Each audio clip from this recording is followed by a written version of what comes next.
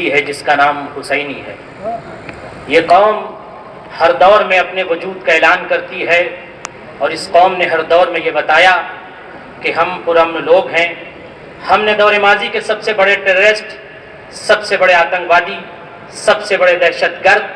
اور سب سے بڑے ارہابی یزید جیسے شخص کی ہر دور میں نندا کی ہے،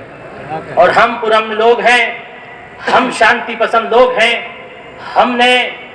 کبھی بھی ہندوستان کی سرزمین پر یہ نہیں چاہا کہ ہندوستان میں کسی قسم کی کوئی تفریق ہو، بلکہ ہم نے یہ چاہا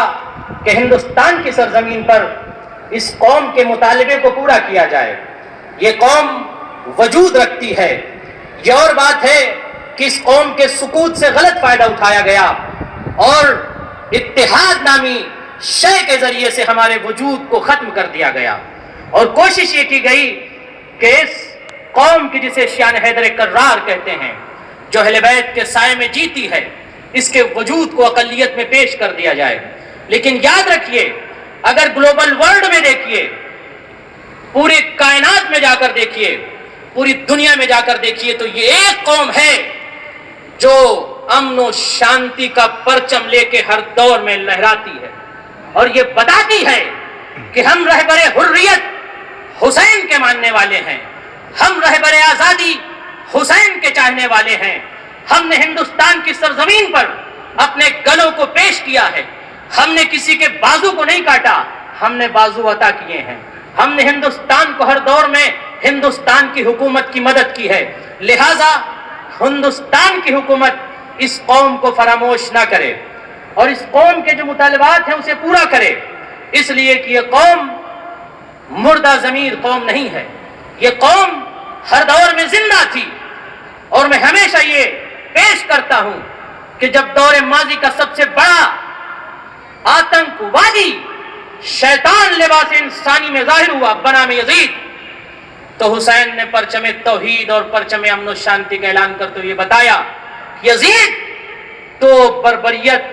اور ظلم استبداد کے ساتھ مٹ جائے گا۔ اے وقت کے یزید، اے فاسد و منافق، سن، تجھے ہے یہ غلط فہمی کہ ہم مٹ جائیں گے، تجھے ہے یہ غلط فہمی کہ مٹ جائیں گے ہم تجھ سے۔ ارے ہمارے یہاں تو لاکھوں سے 72 جیت جاتے ہیں۔ ہم یہ پیغام دینا چاہتے ہیں حکومت ہند کو،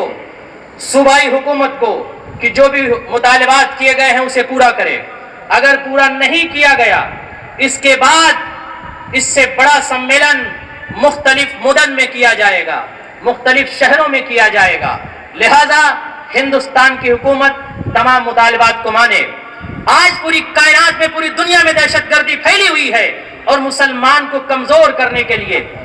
یورپ نے، امریکہ نے، اسرائیل نے وہ سازش، وہ معاملہ جو رچا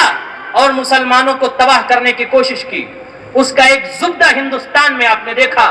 کاظمی صاحب کی شکل میں کہ انہیں بنامی ارہابی گرفتار کر دیا گیا۔ ہم ہندوستان کی سینٹرل گورنمنٹ کو یہ بتانا چاہتے ہیں کہ یہی وہ قوم ہے جس نے ہر دور کے دہشت گردی کی مخالفت کی ہے۔ بتائیں اس قوم کے علاوہ کون سی وہ قوم ہے جو دہشت گردی کے خلاف کھڑی ہوتی ہے؟ صرف شان حیدر کرار۔ اور آخر میں